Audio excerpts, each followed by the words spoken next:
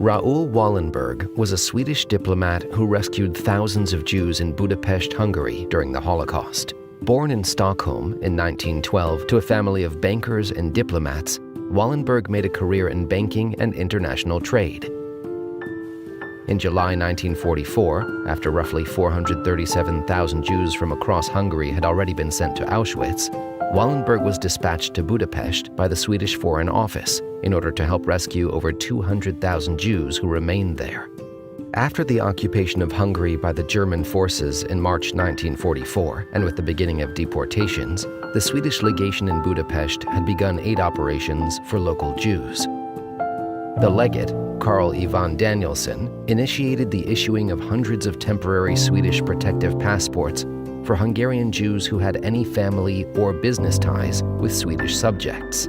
Upon Wallenberg's arrival in Budapest on July 9, 1944, the Hungarian government decided to halt deportations due to international pressure, including the intervention of the King of Sweden. However, the Swedish legation's efforts to protect the Jews continued. Wallenberg was put in charge of the department dedicated to this mission and was granted special powers.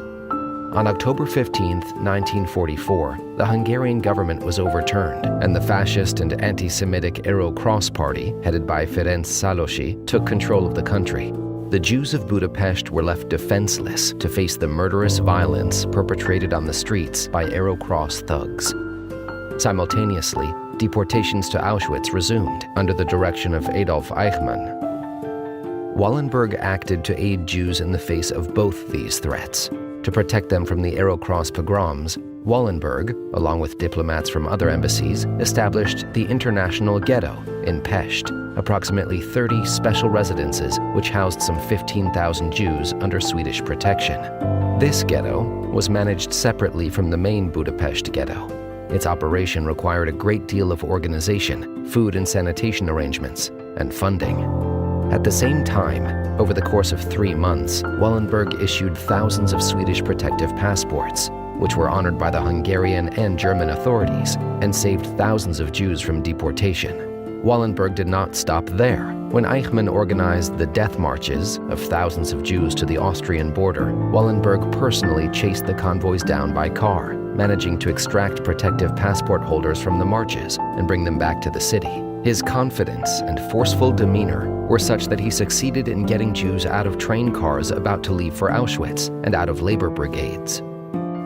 In January 1945, Soviet forces liberated Pest, and with it, both the Budapest and the international ghettos. The Soviets treated the Swedish legation with great suspicion, accusing its staff of spying for the Germans. Wallenberg was summoned for an inquiry at the Red Army headquarters. He went, thinking that, despite the Soviets' hostility, his diplomatic immunity would be enough to protect him. On January 17, 1945, the Soviets arrested Wallenberg, along with the rest of the Swedish legation's staff.